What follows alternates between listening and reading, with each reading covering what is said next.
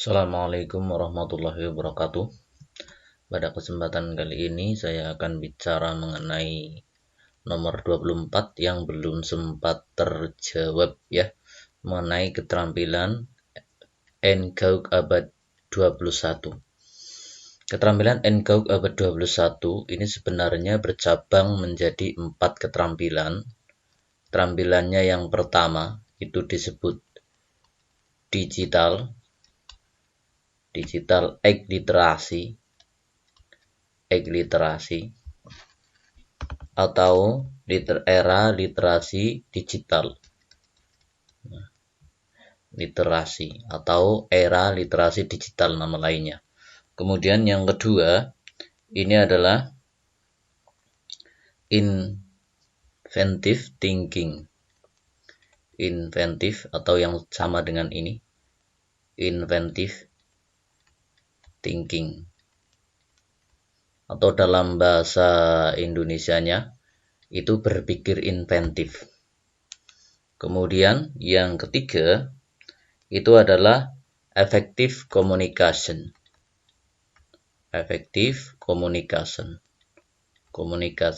Atau dalam bahasa Indonesianya itu komunikasi efektif. Yang keempat di situ adalah high productivity.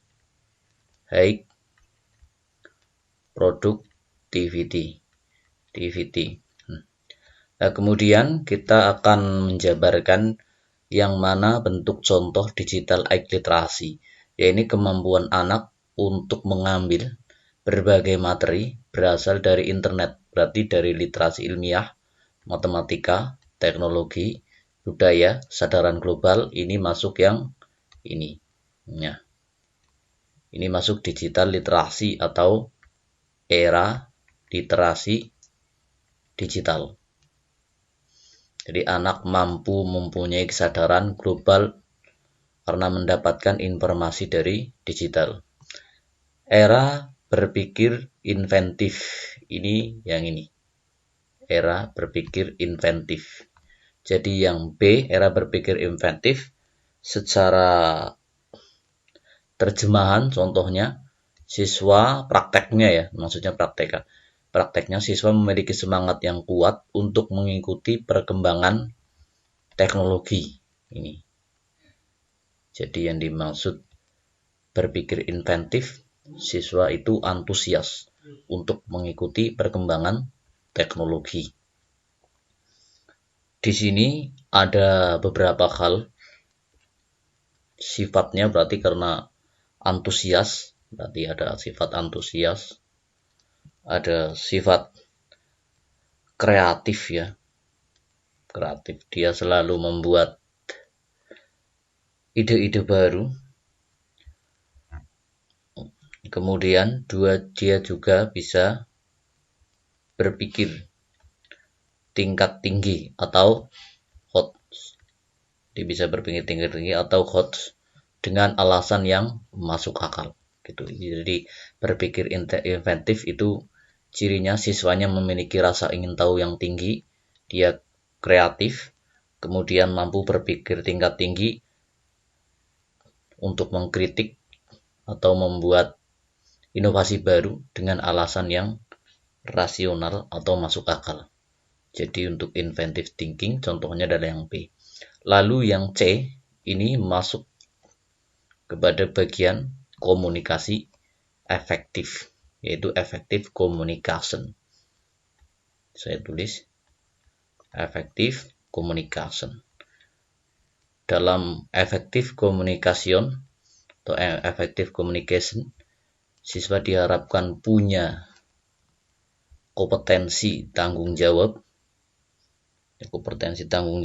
kemudian dia punya kompetensi keterampilan,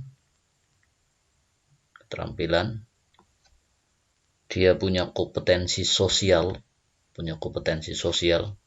dia punya kompetensi komunikasi efektif, dan punya kemampuan interpersonal. Nah, ini. Adapun yang D dan E Ini adalah high productivity thinking.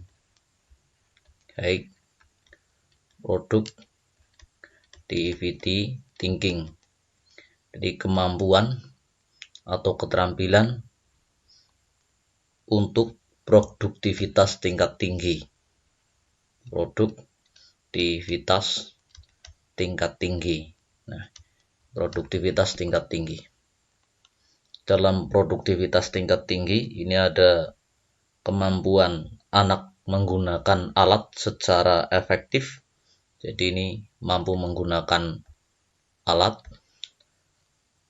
di dunia nyata secara efektif. Jadi menggunakan alat secara efektif. Adapun kalau yang ini dia membuat produk yang relevan dengan kehendak atau tuntutan zaman. Saya kira untuk 64 penjelasannya cukup sampai di situ saja. Saya tutup. Wassalamualaikum warahmatullahi wabarakatuh. Terima kasih.